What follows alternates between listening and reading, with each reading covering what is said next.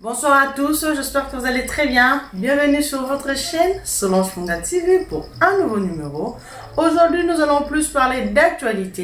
Nous allons parler de ce qui est en train de se passer actuellement. L'histoire de détournements qui se sont déroulés pendant le règne de l'ancien président Joseph Kabila. Et jusqu'à nos jours, il y a de preuves qu'on a dû rassembler qui atteste que pendant son pouvoir, il y a eu des transactions, il y a eu des détournements qui se sont effectués jusqu'à nos jours, qui atteste que son gouvernement, ses collaborateurs, ont dû détourner plusieurs milliards de dollars. Car il y a plus de 3 milliards de documents et factures qui ont été découvertes récemment. On va en parler tout à l'heure. Pour cela, je ne suis pas seul, je suis accompagné de M. Nicolas Soa, que je salue. Bonsoir, M. Nicolas Soa. Bonsoir, Madame Solange Mpunga. J'espère que vous allez bien. Moi, ça va bien. Et comment ça va? Je vais bien, merci. Oui, M. Nicolas Soa, tolali tolamuki, makambouezanga gate. En tout cas, tolala qui peut tolamuki. Il y a eu cette histoire, et la mouki sous il y a un détournement, to bana koyo kakalama aujourd'hui sur koyo, ba matérialiser yango, en tout cas ba preuve ayé, oyo vraiment kofunda ancien président Nabiso, na likambo ya détournement ya mbongo ebele. Alors, par rapport à l'histoire, il y a qui ont expliqué biso, ou expliqué population par rapport à makambo nyonso et ça la main non nini. O mekanon ko expliquer biso nini va découvrir plus de 3 millions de factures et reçus. Ils ont attesté que ba détournement wana et salamaki. O mekanon ko expliquer biso monsieur Nicolas Soa.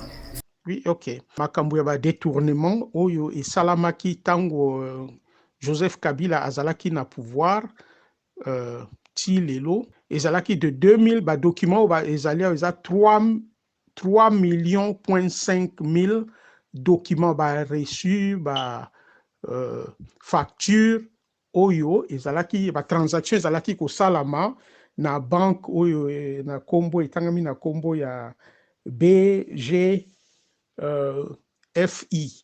Donc, eza Banque Gabonaise et Française Internationale.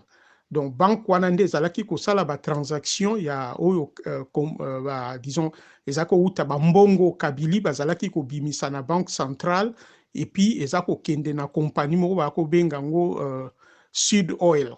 Mais ba enquête wana elakisi que compagnie wana ezalaki compagnie écran. Donc, compagnie moko fictive oyo régime ya Kabila, y compris ye moko na famille na ye rapproché, pour na kati batangi kombo ya Selemani, oyo azalaki directeur ya banque wana na sœur na ye mususu Gloria Munteyu. Donc bango nde batangami mwa makasi na ba détournement wana bazali ebele yana ba bisupe baza siko na pouvoir na Congo, bakombo na bango pe eza na kati. Oui, monsieur Soa, nous voulons savoir l'ikamango ya détournement parce que tout le monde a qui bato kabili bazolo que bakamango eza non ka ba rumeur moko boye fausse. Alors tolinga ki yo me kanon ko episa biso, est-ce que ba rumeur ngo eza vraiment fausse to eza vrai? O me kanon ko expliquer biso. Bon, eloko ya makasi foko yeba awa na dossier o babengi Congo Leak ou bien Congo Papers que bon, bango ba Kabili balobi ke non eza nango kaka ba fausse rumeur, ba fausse information wana d'après nakanisi eza email moko nani akomi Kabili représentant ya Kabila nda akomi na ete soki ye moko bien équipe na yende bakomi ke eza ba rumeur ba information moko ya vrai eza non fondé, mais total avec ba enquête pour Mediapart na groupe ya ba journaux wana ba journaliste wana investigation balobi bako publier 20 articles pendant 15 jours. Donc na mikolo ezo ya to mona penza ba article ndenge na ndenge et kozala sensationnel et puis musu na ba évidence na ba preuve kozala pona ko inculper ye. bon, disons Kabylie na yemoko et puis bako établir responsabilité soki ezali conflit d'intérêt salamaki pendant ba événement na nyonso ba détournement wana ba allégation ya détournement wana ndenge ezali ko salama soko penda conflit d'intérêt zalaki tokoyeba yango na ba mikolo eza koya po bakobimisa ba document na ba réponse na nyonso biso tokozala nango bosenga tokomona yango doto tozwa mal na biso en patience ndenge balobaka tovanda totala ndenge baarticle yango ebanosopa na lokola mbula bapublication wana le 20 articles basé sur 3,5 millions de documents na bapreuve matérielle bongo totala. Consortium international de médias dont font partie la BBC, Mediapart ou encore RFI, Congo hold-up, des millions de documents bancaires prouvant d'importants détournements de fonds publics en République démocratique du Congo. Parmi les principaux responsables présumés, l'ancien président Joseph Kabila, son premier cercle également. Bonjour à vous, Sonia Rollet, vous êtes journaliste à RFI, notre consoeur. Merci d'être là. Sonia, vous faites partie de ce consortium et vous êtes donc notamment au cœur de ces révélations. De quelle fuite parle-t-on ? Alors, on parle de plus de 3,5 millions de documents bancaires donc issus de la BGFI, donc ce groupe africain, et plus encore de transactions bancaires, et ça veut dire qu'on parle de la plus grosse fuite de documents d'Afrique pour l'heure. Et ça a été analysé pendant 9 mois par un collectif, vous le disiez, de journalistes, mais aussi de chercheurs, parce qu'évidemment c'est colossal. Combien de personnes à peu près on parle, Sonia ? On parle de 19 médias internationaux, donc c'est beaucoup, 5 organisations spécialisées dans les enquêtes économiques ou sur la RDC, la République démocratique du Congo. Et on a travaillé bien pendant 9 mois sur cette fuite de documents pour essayer d'identifier justement les responsables présumés de ces détournements.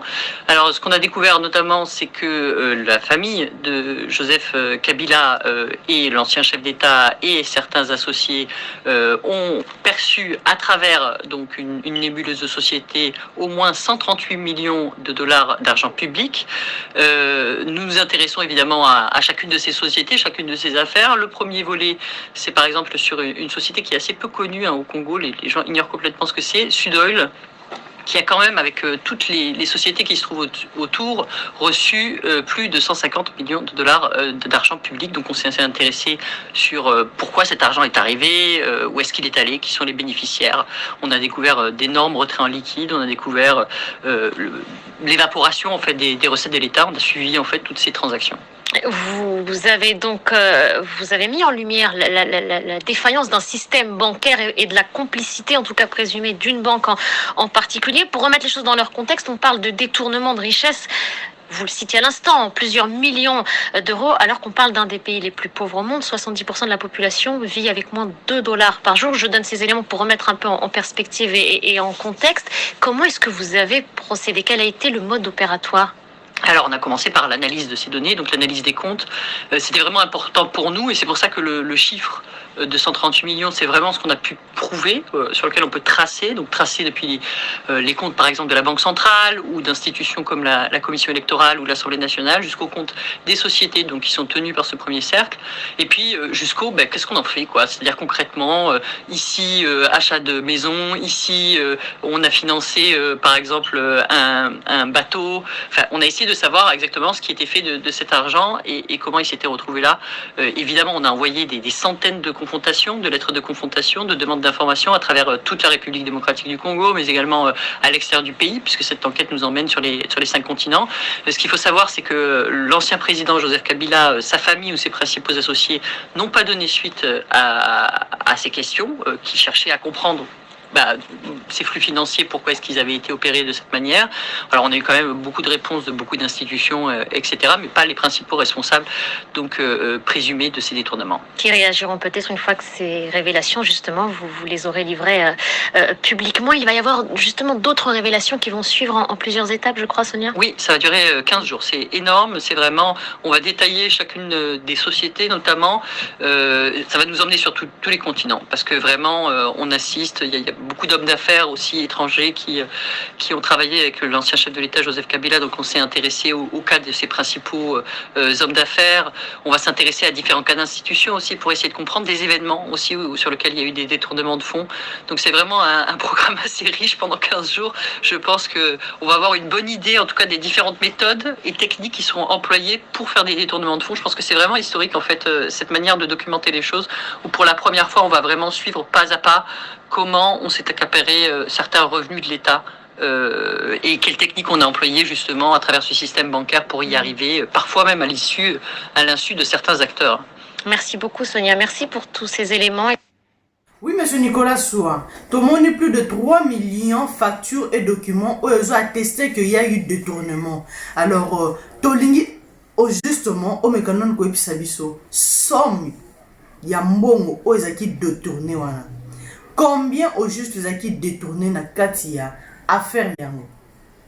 Rapport ya Alain Foka ezoko lakisa ke ba konzi na biso ba autorité biso totiaka basalaka na bango pona ba congolais te ezalaka volontiers je pense pour ce que ezala penda batu baza kosala musala na ndenge elongo bani bango baza batu batanga bayebi ke président ba réunion na ye na ba discours na ye nyonso azalaka ko insister sur le point que bomengo ya Congo ezala na maboko ya bana ya Congo mais soko totali ba rapport ezo pesama na ba rapport à l'infoka bimisi ya watomoni que 70% ya ba minerais à Congo ba gisement nyonso eza exploité par ba compagnie étrangère et puis 30% eza supposé ezala ba production moko artisanale mais pas na biso toza komona ke na production artisanale 20% ba chinois baza na kati 15% eza ya ba indien ou ezaka ya ba libanais lelo koma ya ba indien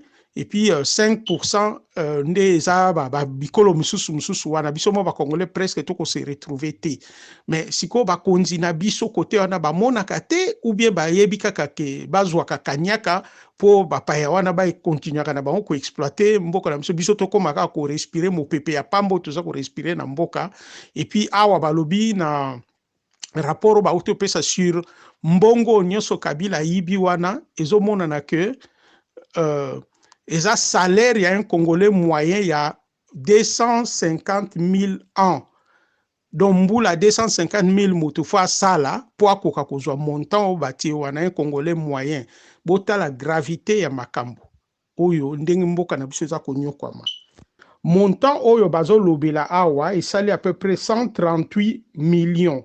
Na 138 millions wana d'après BBC bango balobi 46 millions et outaki na banque centrale congolaise eza biso toyebi banque centrale na biso musani ni salaka ya régulateur et puis PDG na ona leur wana za obimsa mbungu wana ezaki monsieur Deogracias Mutombo ye azalaki atindaki 46 millions o bango bazana o ba preuve mais eza ebele plus ba mbongo ebungi kuna mais ba opesa kaka o bazana ba preuve na maboko matériel ezalaki 46 millions et kendaki na compagnie wana Sud Oil mais d'après ba libellé ya ba dépense wana ezalaki sur makambo ya ba carburant ba biloko ndenge wana mais soko tali compagnie wana Sud Oil eza compagnie mo ezalaki adresse nango eza ko se retrouver na parking do place bagarda na garage place bagarda ka ba voiture donc place batu ba ko garer ba voiture déjà pour la compagnie existe ka eza compagnie écran compagnie moko fictive sikoyo na Jekamine apesaki 15 millions de yuma a dekesaki leraki PDG a Jekamine kuna a dekesaki ekende na Sud Oil bon soki compagnie oyo yozo tinda mbongo ebele loka 15 millions est-ce que ko sala banquette to yeba so compagnie opende existe ko beza ya malamu en tant que manager ya compagnie mune loka Jekamine donc ko sala ba détournement ndenge wana te donc ko sala disons ba décaissement ndenge wana te sans cause apenda na ba preuve que compagnie wana eza penda ya malamu donc wana peut-être lo ba ko landela yuma na point wana bon mbongo mususu ezalaki mbongo utaki na ONU eza à peu près 6 millions 6.8 millions ya ba soldats na biso a casque bleu ya ba congolais bazaki ko bunda na Centrafrique bapesaki bango mbongo, mais et s'est retrouvé que mbongo wana eke na banque centrale, ONU apesi eke na banque centrale, siko ONU mpo na ye ayeba kaka lokola eke na banque centrale ekende osala mosala oyo batindeli yango. Mais malheureusement epai na biso à partir ya banque centrale eke kaka na même compagnie oyo Sud Oil, et compagnie yango ezalaka na parking nde tolobi compagnie oyo eyebana te, me bamontant ya minene ezokende mpe bato bakotia yango nani manager ya banque na ba manager ya ba compagnie minene baza kotia ba montant minene bona compagnie eyebani mutuna makolo te. Eza komona na clairement que y avait anguille sous roche na ba situation wana.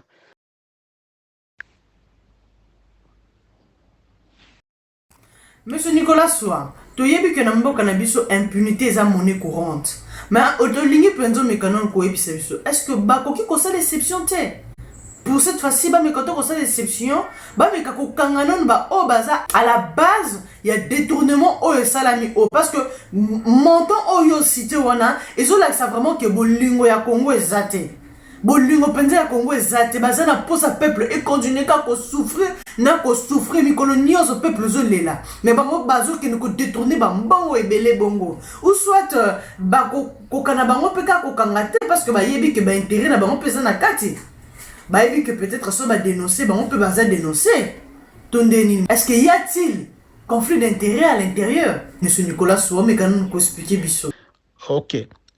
Pona ngai na bake ko kangaye na yebite mais ekosenga sikoyo gouvernement na biso PGR ameka ko se saisir après le 20 articles wana nyonso ndenge Mediapart balobi bako publier 20 articles ngapo nanga na moni ke bazela na 20 articles wana nyonso total ba document nyonso Mediapart akobimisa soko penze zana ba document moko probant o penze za ko sala ke loko moko ya ko défendre na kati za trop clair. Donc PGR a ko se saisir na dossier et puis ba meka ko na devant ba juge aya ko samba totala soki yete même bandeko na ye o ba kombo na bango ebimi wana neti Francis Selemani na ba allié na musu lokola Albert Yuma na Deogras Mutombo na Gloria Nteyu type wana batu wana nyonso donc faut ba meka ko benga bango nanu baya ko justifier ba makambo nyonso et puis na surtout Albert Yuma pona ba contrat o ya signa na ba Dan Getler batu wana nyonso donc photo meka ko mettre ba problème wana au clair. Donc voilà en tout cas pona koloba soki conflit d'intérêt zali ou pas eza komona na clair. Ndeko na ye Selemani Francis Selemani azalaki PDG ya banque wana de 2012 à 2018.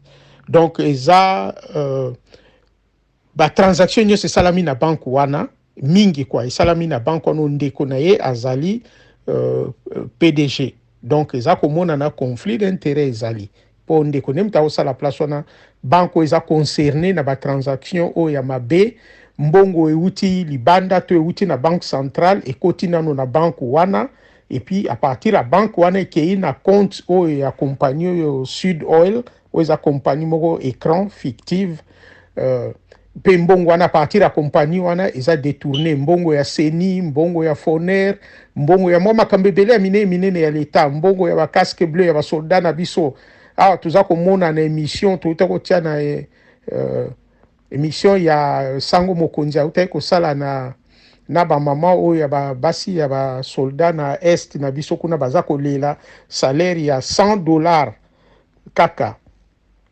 par mois alors que kuna ba millions za ko yiba malheur nyonso mutu moko aza ko lobela likambo wana zate. Donc ezoko mona na ke ye na bandeko na ye na oyo mwana mwasi wana Gloria Munteyu. Donc bango baza kosilisa mbongo ya l'état pona ba intérêt na bango moko privé. Donc na soto tangi Jeannette Kabila na Zoé na le reste na ba politicien misusu ya PPRD bazaki ko travailler na donc elingi koloba que ba conflit d'intérêt ezali soko to ko tchana ba ili ya mateba na ba possession misusu ya baterre ye azwaki kuna na Sud Kivu oyo abalongolaka hôpital po exploiter terrain wana basala bamakambo na bango par-ci par-là. Donc eza komona aza na baproblème ebele ya conflit d'intérêt. Il ya Mateba par exemple eza il moko eza bahabitant bazalaki wana eza mboka ya bato ye ake kozwa yango ekomi ya ye. Même ka pe ezali na Kingakati eza pe village ya bato oyo ya détruire po asala parc na ye wana oyo ya sala. Donc eza komona na ke conflit d'intérêt en tout cas ezali pona makambo wana nyonso peuple aza kobénéficier nango te eza ye albomi bakompagnie ya l'état po akomisa yango bakompagnie privé na baport kutu port ya Matadi ekoma nango presque obsolète caduc ye asala port na ye privé tout ça baport na bango privé batia bato étiquette liboso wana po eza lokola ya bato mosusu me nzoka eza ya bango eza bakobomba baintérêt na bango po ezalaka lokola eza ya bato mosusu ezali conflit d'intérêt. Voilà. Monsieur Nicolas Soa, tolingi toyeba au juste impact nini to effet nini ekoki kozala sur la population makambo nyonso oyo s'est passé. Mais pona nga namoni ke pona population donc il faut population na biso akoma vraiment kozwa makambo ya main ayeba ko défendre ba intérêt na ye atelema po soki totiki kaka tozelaka na bagouvernement toza nango tosi tomoni de par le passé ndenge bagouvernement na biso se comportaka na bamakambo mosusu ekomi tant tobanda mpe kojouir na richesse ya mboka na biso tobanda kotelema ke oleke tozalaka toujours passif bato basalaka makambo mpo na biso tozelaka. Donc komi leur soki pa kose souleve me totelema tomeka kotala makambo na ndenge mususu po tosi tovandi mpe mingi tomoni résultat moko eza kobima te ekomi heure totelema po toza komona ndenge bakoboma bandeko na biso epuis bamakambo balobi ya tracasserie na niveau ya Luiza na province ya Kasai donc tolobaka na les grands Kasai nyonso wana ezomonana ke barwande basala badega epa na biso mais gouvernement na biso elobaka eloko te toyebi te pourquoi balobaka eloko te toza komona incursion ya armée rwandaise epa na biso leur nyonso mais toza koyoka te leur gouvernement na biso azo ko réagir penza officiellement et puis avec rigueur toza komona te. Donc ekomi point moko biso peuple pe il faut tolanda sous gouvernement te po toyeba position na bango te il faut biso moko to banda kotelema to se prendre en charge ndenge ya chichi ya lobaka nakanisi na suki se wana. Oui, monsieur Nicolas Soa, tu kolanda l'ancien ambassadeur ya Rwanda à partir des États-Unis, kuna ba déclaration o asali sur Kolobakyo, ba yebi ba o baza la base ya ba guerre o ezosalama na l'est ya mboka na biso, ba a cité kutuna kombo keza Paul Kagame. Mais azo comprendre te ndeni Amérique ezo réagir te. Alors par rapport à likambango monsieur Nicolas Soa, yo lobinini o mekana ko biso, ye l'ancien ambassadeur Théogène Rudasingwa, hein? A outi ko sa ba déclaration na isko par rapport à ba déclaration na wana yo lobinini et puis azan nani docteur Théogène Rudasingwa à partir ya États-Unis ye azali ancien secrétaire ya FPR Front Patriotique Rwandais parti ya Paul Kagame et azalaki ancien ambassadeur ya Rwanda na États-Unis de 2000 à 2004 tango babebanaki na Kabila et avant cela azalaki pe chef ya directeur ya cabinet ya bureau ya Paul Kagame.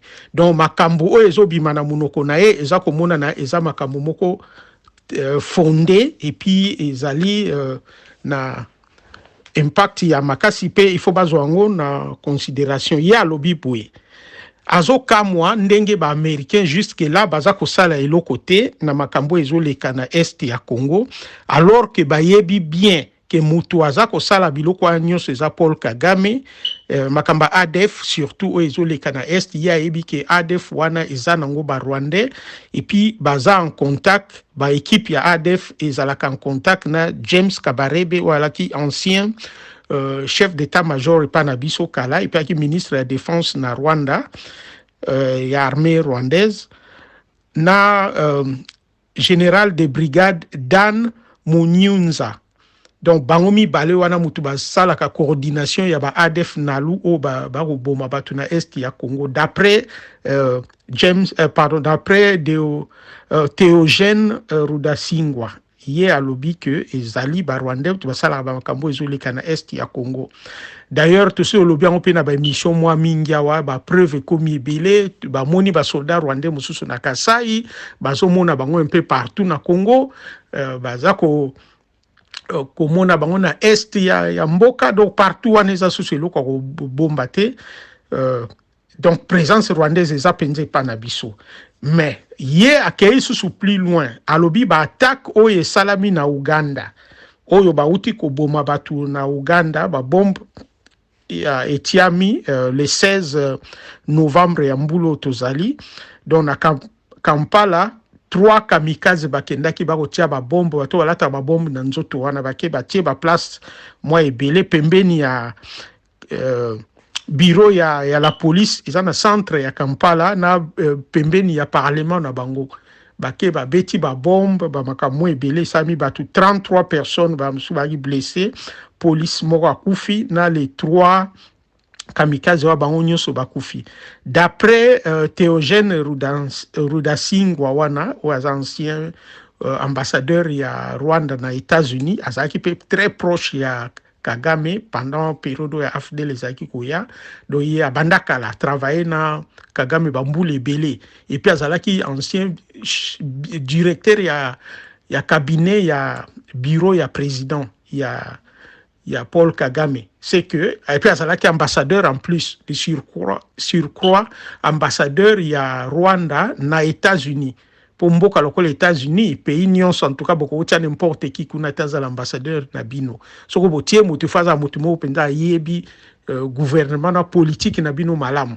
Et yende azakoloba que bato batie ba bombo wana baza bato ya ADF nalu. Do eza nongo esika koluka musika te do d'après lui eza ba Rwandais. Nde mutu bake kotia ba bombo wana kuna. Bon, bango mo chef ya la police ya disons porte-parole ya la police ya Uganda monsieur Fred Enanga ye a lobby que bazako soupçonné ba état islamiste et puis na ADF nalu do eza bana mboka mutu basali biloko wana. Donc eza na association na bana mboka ndo ba ADF nalu ya za koloba. Mais d'après Théogène Rudasingwa waza pe un grand homme politique, donc à lobby keza ADF nalu wana ezalaka susu ya ba Ugandais te ou bien comment mélange na ba Rwandais patati patata tuyebite tokokota ba détail mingi kuna te. Mais na kotala nyonso wana ndenge eza koleka eza komona na ke ba Rwandais na ba voisin na biso disons baza na mwa makambo ebele na makambo ba mobulu nyonso ezoleka na ba pays à Grand Lac. Donc biso to komi lokola toza ko subir, donc toza kozala actif te na ba makambo ezosalama na ba région biso to zela kaka ba ataka biso poto se défendaka na kanisi eza moi tant que biso peto meka kokoma actif au lieu que tozalaka réactif leur nyonso. Donc eloko na koko répondre na question na eza yango wana.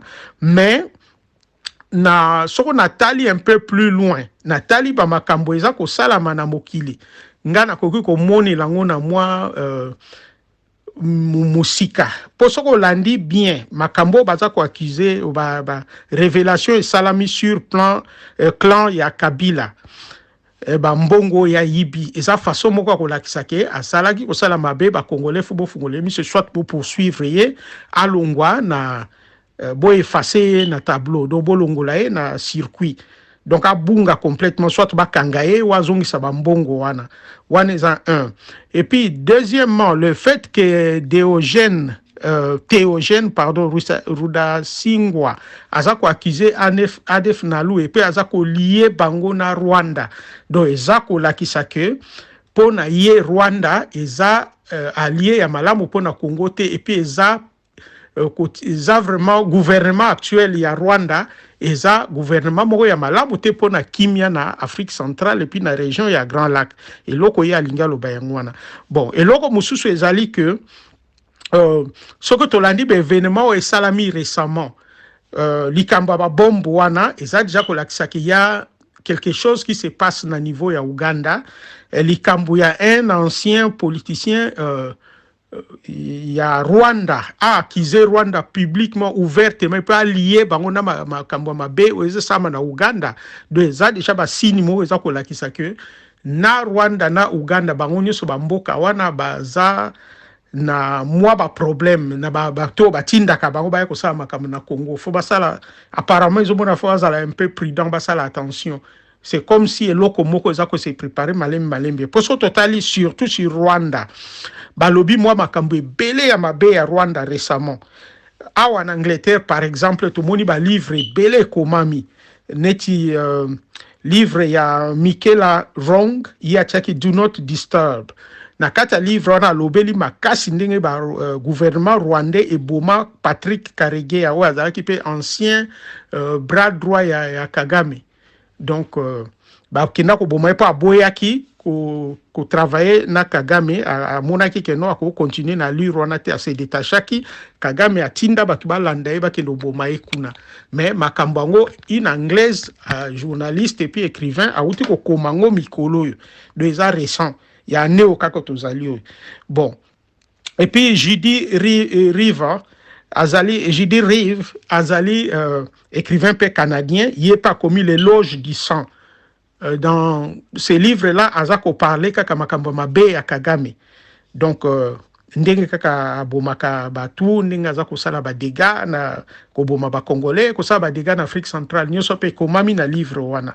Bon, Thierry Michel a outi ko sala film récemment aza cinéaste belge. Je crois français ou belge, a outi ko sala livre film na ye o ya solo belaka makambo pe ya Est ya Congo.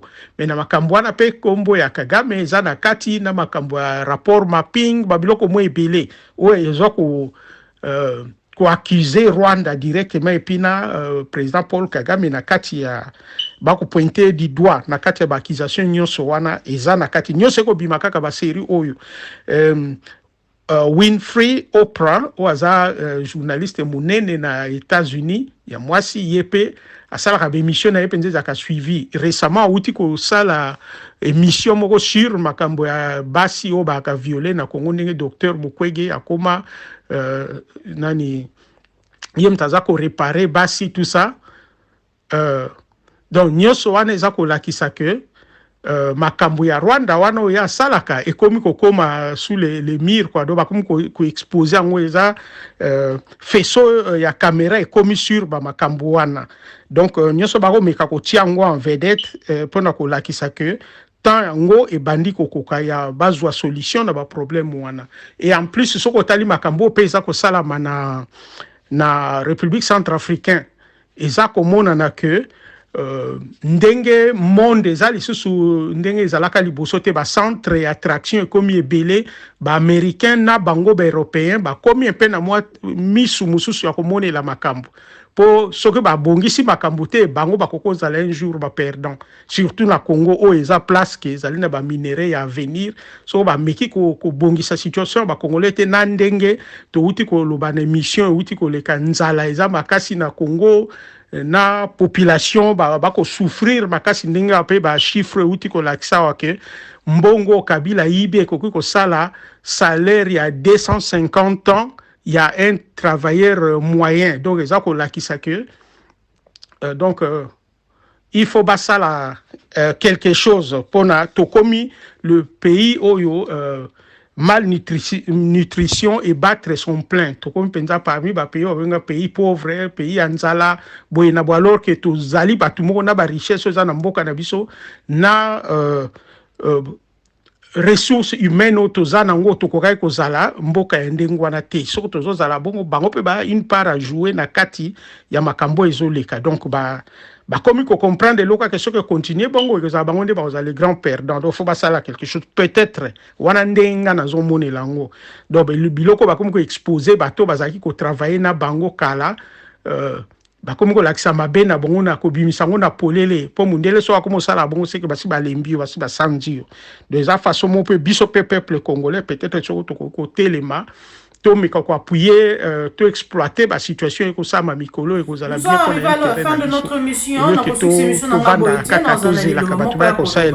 Je vais m'adresser plus au chef de l'État, au gouvernement Nabiso, par rapport à dossier Oyo. Donc on s'appelle la makasi vraiment balandelango malamu parce que le montant on a détourné. En tout cas c'est beaucoup d'argent. Alors que Mikolonio ce peuple zolé là.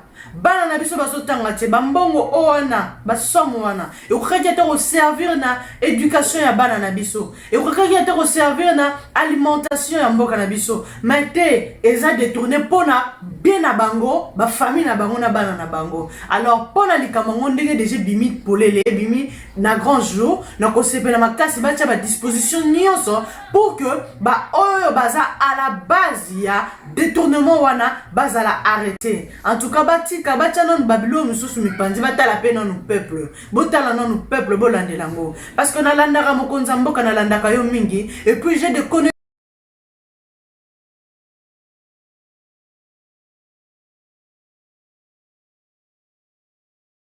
connaissances qui sont autour de vous. Oh ezake tamba olobelanga makambo projet na yo ba makambo ambition na makambo ozala nango pona Congo oyo. En tout cas, ça me fait rêver, hein. Ça me fait rêver. Je me dis que ceux qui ont pendant na exécution et ils allaient là au monde boya bien. Maintenant, l'idée est que ba rêve en moi zalaka bandoto baba. Et ça lokola ba rêve moko ya bana mike ko kisama kana ngote wana. Eux se réalisera te. Hein? Na rosepela makasi. En tout cas, ba rêve wana ezala concrétiser. Ata na affaire oyo Tonito mona clair. Boti kango ele kakaka boete. Ba oyo baza à la base ya détournement wana. Baza la arrêté peu puni. Na kosepela makasi population kosepela makasi ekoloba pour une fois bosali musala moko ya malamu. Alors minga koloba na kati wana ezate nous avons voté pour servir pour la population pour na binote na ba famille na bino pour na biso population. Alors to kosepela pe makasi comment na bino bo servir pour la population pour na biso. Alors, Nasepeli Koleka émission encore une fois avec vous, Monsieur Nicolas Soir. J'espère que ça vous a plu. Si ça vous a plu, n'oubliez pas de cliquer j'aime. Et puis, laissez un mot, juste un mot, même d'encouragement. Ça me fera beaucoup de bien. Et partagez la vidéo à tout le monde, à vos connaissances, dans 2 groupes. C'est une façon de me soutenir, moi, votre soeur, votre fille, votre nièce. Et si vous avez un commentaire à faire ou... Si vous avez un commentaire à faire ou vous voulez nous contacter, il y a juste nos contacts là en bas. Vous pouvez nous écrire sur WhatsApp, nous appeler. Et ceux qui vous je suis là, la directrice de ma chaîne Solange Funga TV. Je suis là pour vous. On se revoit à la prochaine. Au revoir. Au revoir.